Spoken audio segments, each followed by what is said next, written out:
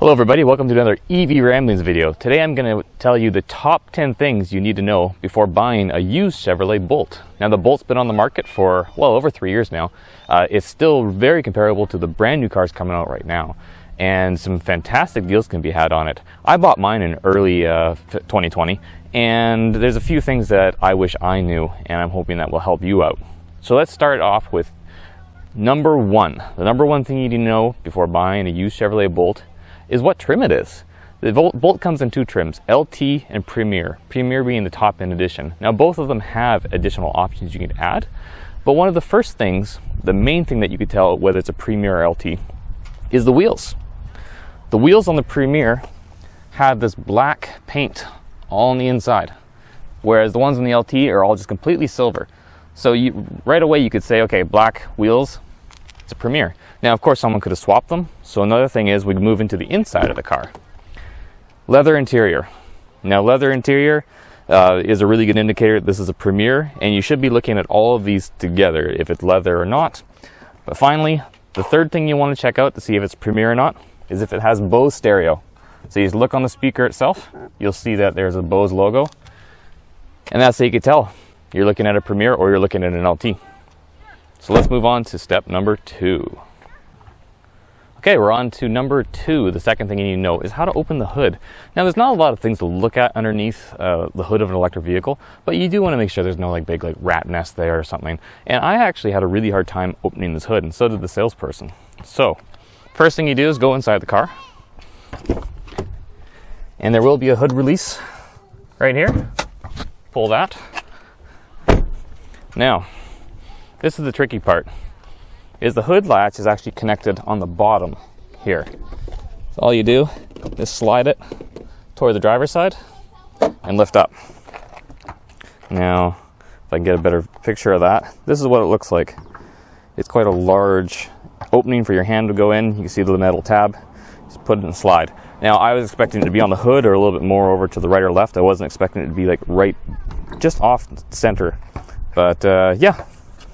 That's point number 2. It's always really important to check under the hood before you buy a car. Okay, the third thing you should know before buying a used Chevrolet Bolt is check in the trunk. I looked in the trunk of mine, and it felt kind of sparse, but I didn't know what to expect. And then when I ended up getting the car home and doing a bit of research, it turns out I was missing virtually every accessory from the back. And I had to spend several $100s to get a lot of those accessories. I still haven't bought all of them. So, I'm going to show you what should be in here. So first off, there's a little privacy sunshade. It's important to protect your things. Without that, people can easily look and see what's in your trunk. So make sure it has that. Now, if it doesn't have that, you can still buy it, but also there's little hooks that the privacy shade goes onto. These easily fall out, and one was missing, and that piece costs almost $20, and it's for a tiny piece of plastic. Now moving on, there's also a little shelf here. This shelf is used to even out the cargo capacity with the rear seats. It also gives structural support to the bottom. Now, underneath here is carpet. There's supposed to be a corrugated plastic. I'm missing that. And you'll see all these accessories here. There's a charger. I have a little air compressor, and there's an empty bin there. Now, my car actually came with a Chevrolet Volt charger, not the Bolt charger. And so the Volt one didn't actually fit in this cubby, so I ended up buying a new charger. Where that air compressor is, that's actually supposed to be a factory air compressor. There's no spare tire on the Bolt. So it's really important you have something to inflate your tire. Now, that empty hole right there, that is supposed to be basically self-sealing glue that we use with the compressor that it comes with. I don't know why my car is missing all those. It's a little bit concerning, like what happened. I know the car was leased. But yeah, just make sure it has all of those accessories. There's no reason it shouldn't have them. So yeah, just do that extra due diligence, and maybe you could also get a discount on the car if it doesn't have that. All right, we're moving to this angle back to the car. And now that we were just talking about tires and how the car doesn't have a spare one, it's really important, I would say, that the car comes with the factory tires. Even if they've been replaced with a factory option. The reason for this is that the tires that come in this car have a self-healing compound. So if they get a puncture, they will hopefully just seal that puncture again if you drive it over a nail.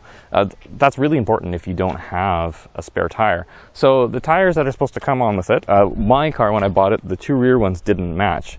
So they are a Michelin tire. So let's see, hopefully you can see that. They're listed as an X Green Energy Saver AS.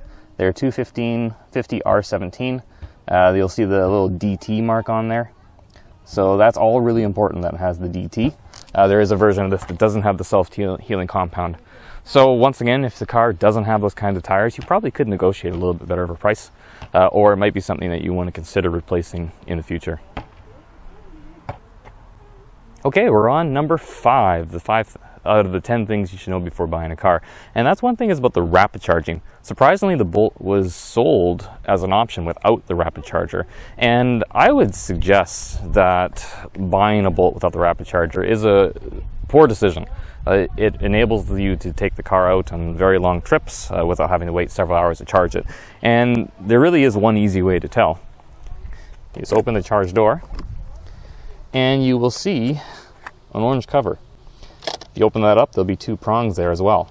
This indicates that the car is rapid charge equipped. So a very easy test. You could just ask the salesperson, especially if you're remote, to send you a picture, or you could check it out yourself. Now, one thing about rapid charging though, is the Bolt has a 60 kilowatt battery. And rapid chargers come anywhere from 25 kilowatt to 350 kilowatt charging capacity. Now, this car can only charge around 50 kilowatt maximum, and that's impacted a lot also by like the battery temperature. If the battery's cold, it could take a lot longer to charge. So if the car was theoretically at 0 and you plugged it into, let's say, a 75 kilowatt rapid charger, it would take more than an hour to charge it fully. Now, the car will throttle based on the state of charge. So once the charge gets about 80%, it will slow it down just to avoid battery loss or damage. So yeah, just realize that rapid charging is going to vary on times a lot. And some stations just have problems. They're a lot slower than others. So that's just a tip to know. Okay, we're moving into the car now for number 6. And that's kind of about, you should know before you buy a car, and even kind of before you test drive it, quickly how to navigate around it. And it's really important in an electric vehicle to be able to navigate through the menus and try to also see maybe what kind of efficiency the car has been getting. It can give you a good indicator of how the people have been driving it. So foot on the brake, power button, and that will turn the car on. Now, first off, the infotainment system. So on every screen there's an energy button down here, and we'll go through that. The energy button, there's basic things like flow. We'll just show you the energy flow and kind of a graphical representation of the current state of charge. We can go back.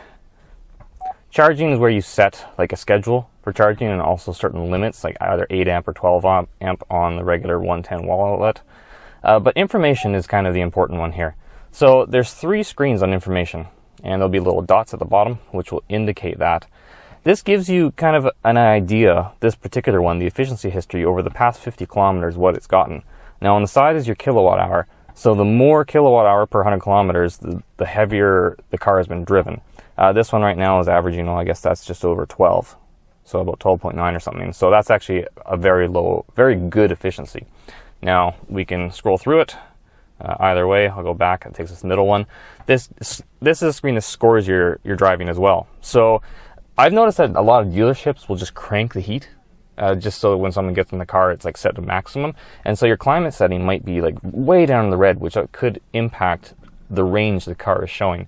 So it's a good idea to look at this screen. And we'll go to this other one. This is energy detail since the last full charge. So since when the car was either charged to 100% or was charged to about 87% if Hilltop Reserve is turned on. So this right here is kind of telling you, breaking it down, just driving and accessories. So that would be like stereo and like the motor. Climate settings, so that's if you're using air conditioning or heat. And then battery conditioning. This car can like heat the battery if it's a cold climate. So this is a good idea to tell you, okay, this is how the energy is being used in this car. In winter, this is going to be a much different picture than it is in like early summer, which we see now. But as an example, in this 2017, I've used 57.6 kilowatt hours, and I've gone 464.3 kilometers, which is fantastic. Now, moving on to this, and I'm hoping this is something you can see, but this screen is very important as well. So basically, it's all navigated through this steering wheel control. If you want to get to the menu, it's always the left button. So if we go to let's go to layout. There's all kinds of different layouts you could choose here. I like the enhanced one. I find it gives you the most options, and I'm trying to get this so there's no sun. But if we go through like modern and classic, you'll see it changes. The classic is very simple, simplified version of it. Modern gives you a little bit more detail. Enhanced gives you all the numbers, which I feel is the most important. Once you find what you like, you hit like this to select it, or you can always go back to menu. But we want to go into vehicle info. Now, vehicle info, they have a trip meter. Now, this can be reset, but this also can give you an idea. So over the past 1,710 kilometers on this car, it's averaged 13.9 kilowatt hours per 100 kilometers. So once again, if you see that the displayed number here is very low, it could be because someone is driving the car really hard or in really extreme conditions. So that will give you, once again, a good idea of why the number is either really low or really high. If we then go back to the menu, vehicle info, you press down, you can see your tire pressure. You're going to want to check that before it is actively monitoring it. It can give you an indication of the average speed. So once again, if the cars have been driven on highway a ton, that speed will be much higher than what you see on mine, which is a lot of city driving. So yeah, just know your menus and know how to get through it. This is the key to understanding how this car works. And then finally, you can see the mileage on the car. It's just on the very bottom left here. This one's showing 62,118. It's very easy to change that to miles and kilometers. So yeah, that's number 6, kind of checking how to use the screens in the car and getting an idea of what the efficiency been on it. Okay, number 7.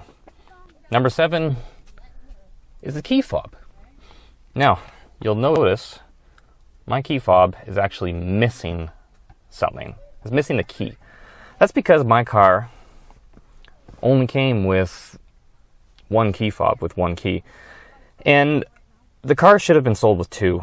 And it's really important that you have 2. In particular, well, the key fob is actually fairly cheap. The key is quite expensive.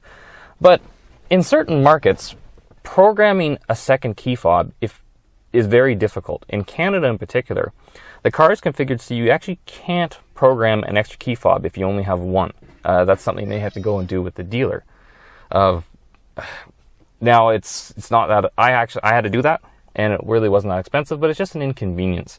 And I would feel a lot better if you could account for all 2 key fobs when you're buying it.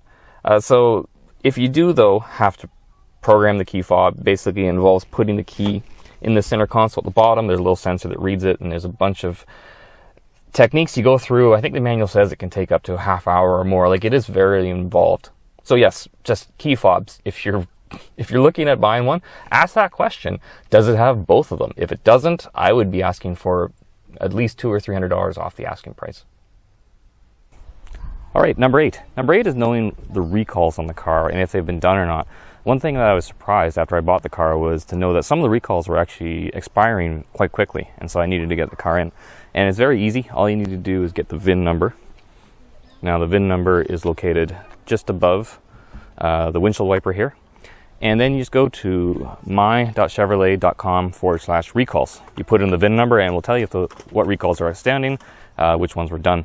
Super important, especially on the Bolt. Now, to tie into this, the car will have a manufacturing date. This one was October 2017. Why that's important is, I think it's all years up until about September of 2017, the battery pack was basically replaced due to an issue with it. So it's kind of important to know what's there and just have a look. Was that recall actually done or not?